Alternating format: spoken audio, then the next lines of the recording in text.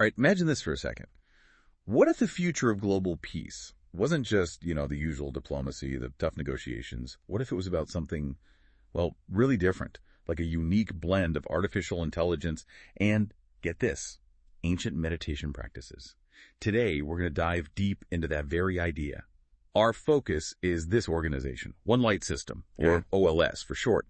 They've just put out what they're calling a revolutionary approach to global peace. And just so you know, our sources today are their own stuff, announcements, outreach materials, that kind of thing. And this isn't just some abstract thought experiment, right? I mean, look at the world right now, the Russia-Ukraine conflict. Yeah. It's just devastating. Over 12,600 civilian lives lost since 2022. It's tragic. So it really makes you think, doesn't it? In a world facing these huge, huge challenges, what new ideas, even really unconventional ones, might people propose to find some harmony? Absolutely. So our mission today, for you listening, is to pull out the key stuff from these OLS documents. We want to figure out how they see AI working as an impartial judge.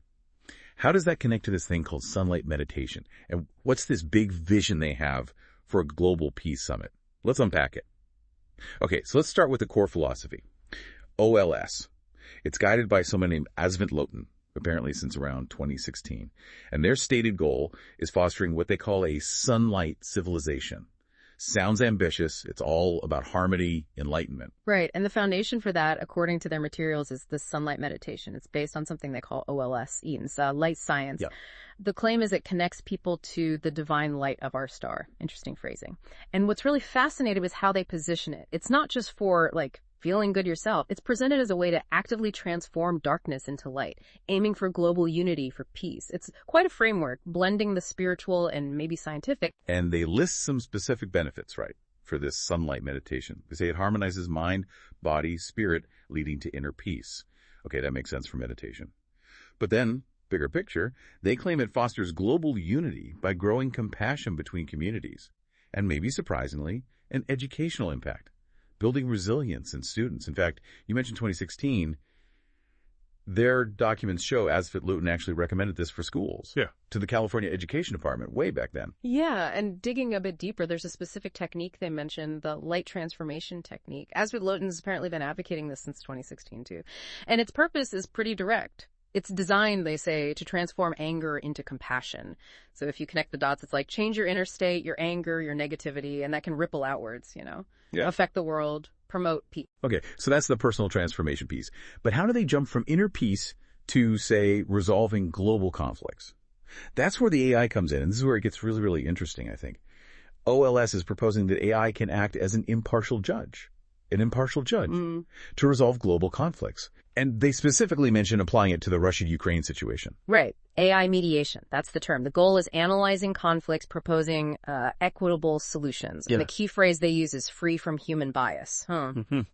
Now, their materials do say they're working with AI experts on this, collaborating. But, you have to ask, right, how would an AI really act as a judge in these incredibly complex human situations? Right. With all the history, the emotion, the documents don't spell out the exact algorithms, but they emphasize the AI's power to crunch huge amounts of data, to spot patterns, maybe find resolution paths that humans, with all our biases, might just miss. It's presented as very data-driven, objective. And Asvitloaten sums it all up pretty neatly. There's a quote, AI and sunlight meditation can transform chaos into harmony, uniting nations for peace.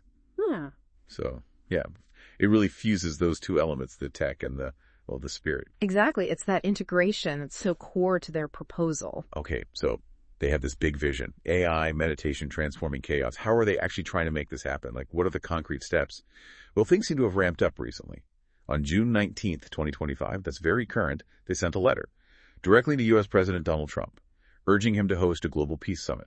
And this isn't totally out of the blue. Their documents mention earlier efforts, earlier outreach papers, too. Yeah, and the letter to President Trump, it gets quite specific. They proposed this global peace summit, sure, incorporating both the AI mediation and the sunlight meditation, but also allowing Ukrainian citizens to visit the U.S. humanitarian relief during the war and implementing that light transformation technique, the anger to compassion one, in U.S. schools and educational programs.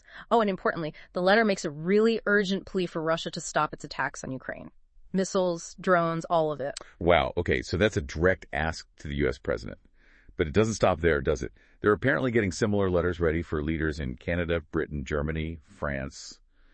Australia, Japan, Korea, India, Italy, Turkey, China, even UN nations. They're really aiming for broad global buy-in here. Definitely seems that way. And their documents hint at this pattern of outreach over time. They mention, just briefly, proposing a U.S. partnership back in February 2025, advocating meditation in Taiwan's schools November 2023, engaging France on meditation stuff March 2024, recommending reforms in Germany August 2024, promoting peace in Ukraine and Russia in an earlier document. It shows, a consistent effort to get these ideas in front of world leaders. It's quite persistent. Yeah, it really is. And, it's interesting because their vision seems broader than just stopping current wars. Yep. Their documents also talk about other things, these transformative innovations, areas like health longevity, precise timekeeping. They even have something called the OLS calendar widget. And even like Venus exploration. It seems kind of all over the place at first glance. It does seem diverse, doesn't it? But what's fascinating is how they frame it. These aren't just separate projects. They're presented as all part of this bigger picture, this integrated sunlight civilization. So it's not just about peace treaties. It's about transforming health, how we perceive time, even our relationship with the cosmos, all connected back somehow to their core light science ideas. It's like a blueprint for a whole new way of living almost. Right, a very holistic view. Yeah. So let's bring it back to you, the listener. With everything going on in the world, why should you care about OLS and these, frankly, pretty ambitious initiatives? Well, OLS seems to be positioning itself as offering a real, tangible path to peace, using this unique mix of tools. Exactly. And according to their outreach, the benefits they suggest for getting involved are pretty clear. You can learn these meditation practices they talk about, the transformation techniques. You could contribute, they say, to a global peace movement. And they even offer free resources sometimes, like that OLS calendar widget, though apparently only for a limited window, May 17th to 31st, 2025. It really sounds like an open invitation, to be part of building this sunlight civilization they envision. Yeah, and they're quite open about wanting help getting the message out. They specifically ask people to spread the word. On social media like X or LinkedIn, maybe wellness blogs. They clearly want broader attention. Sure. So where does that leave us? We've taken a pretty deep dive here into an organization, OLS. They're proposing something really unique, undeniably ambitious, blending cutting-edge AI with ancient spiritual practices, and taking that vision directly to world leaders, asking for action on a global scale. It really does raise a big question, doesn't it, for all of us, really, as we're trying to navigate this increasingly complex, often chaotic world.